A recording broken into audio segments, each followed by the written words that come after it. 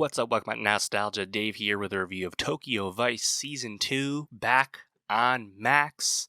This show has been away for about 2 years. Of course, got a lot of fanfare when it came out, with Michael Mann as an executive producer directing the pilot. Very exciting. And the show is back, of course, starring Ansel Elgort and Ken Watanabe. This is a show I really loved back in 2022. I think everything that was cool about Tokyo Vice continues with season 2. I'm very excited that the show is back.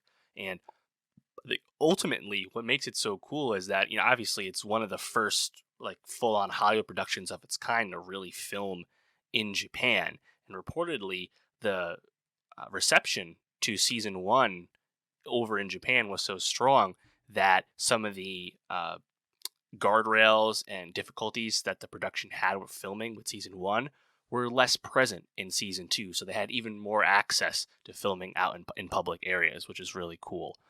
So I'm really excited to see more of that. It's really fun to recognize locales when you're watching a show set in a place you don't live, after all. And yeah, I think ultimately all the hallmarks of the show remain, and they're just so cool. It's a journalism show, of course, about Jake Adelstein, real life person who's a producer on the show. In the 90s, the first non-Japanese person to work at a major newspaper in Japan.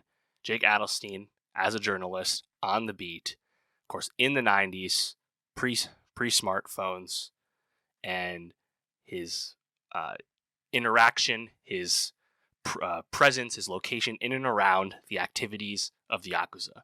And of course, you have Ken Watanabe's character, Detective Katagiri, who's very focused on the Yakuza, and in season 1, more interested in preserving the delicate balance that exists between the law and organized crime in Japan.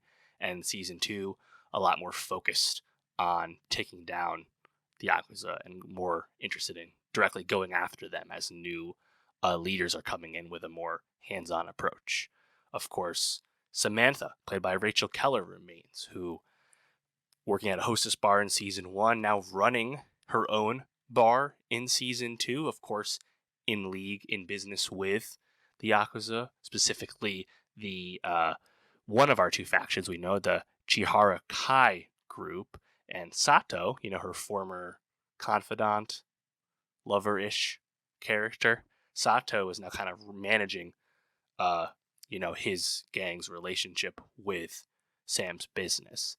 And it'll be interesting to see how they continue to interact with this new thing in between them professionally, right? I also quite enjoy Emi, who is Jake's editor at the paper, not a Japanese person, but a native Korean in Japan. There's just so many disparate, interesting things with the show, and also I think notably by having Paulina die at the end of season 1, which we spent some time with in the season 2 premiere, of course, Sam's friend, fellow hostess, and also Miyamoto being killed, Katagiri's colleague over in the police department. You kind of have two recurring characters from season 1 off the board, so there's room for, I think, more to be shown, and we'll see where that goes. Notably in the premiere, Katagiri has been officially taken off the Yakuza beat, quote unquote. Jake has also kind of been told to stay away from things, and I think there's a really fun false start in that premiere where we get the VHS tape kind of cold dropped over to Jake, turned in, and of course it's outing the Vice Minister of Foreign Affairs, some kind of a bureaucrat, being in the presence of Paulina when she gets killed on Tozawa's boat. Of course, Tozawa, the other Yakuza faction. And we think we're going to get all this thing, and Jake's going to do this muckraking paper. They're going to expose some stuff. And then there's, of course, a fire at the newspaper's office. And unsurprisingly, the tape and all the copies are destroyed. And they're back at square zero, But, episode 2 in the premiere, the 2-part premiere, 10 episodes this season, 2 more than last time. Jake going on a loose adventure with a motorcycle thieving gang, and kind of telling their story and being directly involved in a bike jacking and stuff. I'm really curious to see just how expansive it gets. I think from some of the advanced reviews I read, we're going to learn more about Jake's other colleagues at the paper who were pretty small characters in season 1, to be honest, so that'll be cool. Obviously, there's room for things to get messy with Jake becoming intimate with Tozawa's girlfriend. I'm curious to like what degree we see the two Yakuza factions continue to interact. Of course, Tozawa is apparently gone. He hasn't been around for months in the show's timeline, hence why Jake is now with his girl. Seemingly, though, Sato's side of things are willing to take over more territory, going after Kabukiyo, taking it back from Tozawa. On the other side, Tozawa's second, who's like kind of resumed control. The guy looks great, by the way, with the slick back hair, amazing like character design.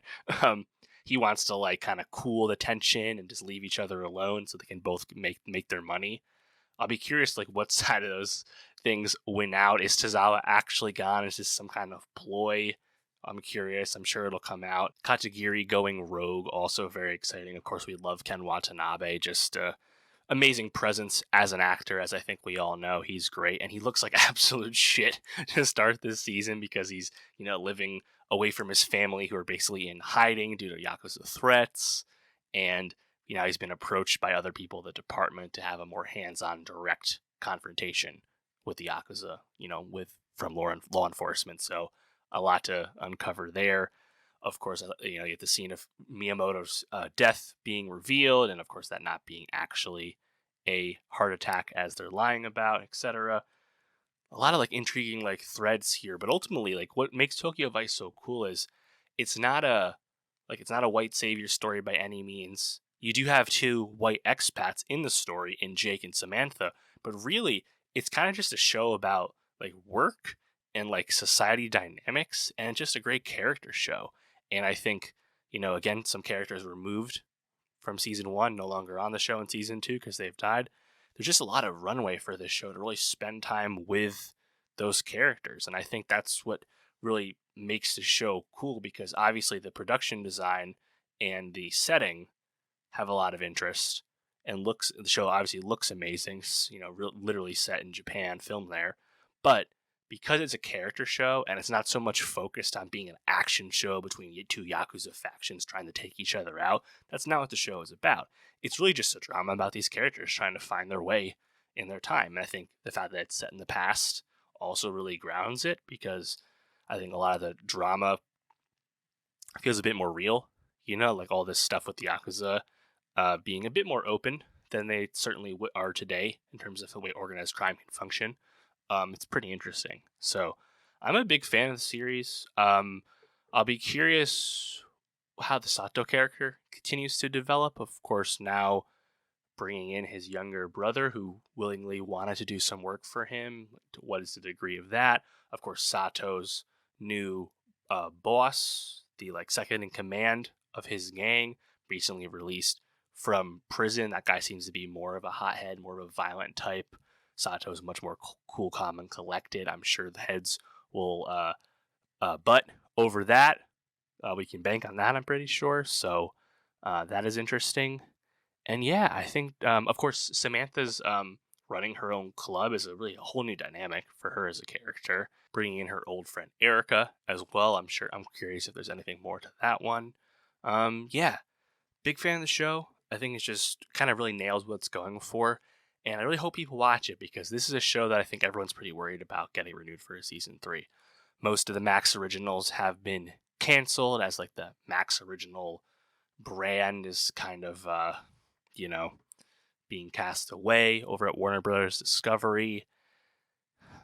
In theory, this is a show that could just be an HBO show, to be honest. I just don't know if it's easy for completely different production companies to take it on, etc., and distribution and whatnot. I don't know if that's even realistic, but I really hope people watch it, because after everything they've invested, again, making the show in Japan, it's not a cheap show to make.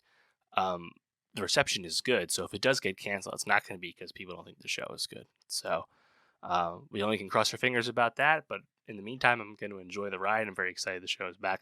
Let me know, what are you most excited to see in season 2 of Tokyo Vice? And for more TV reviews, subscribe, and I'll see you next time.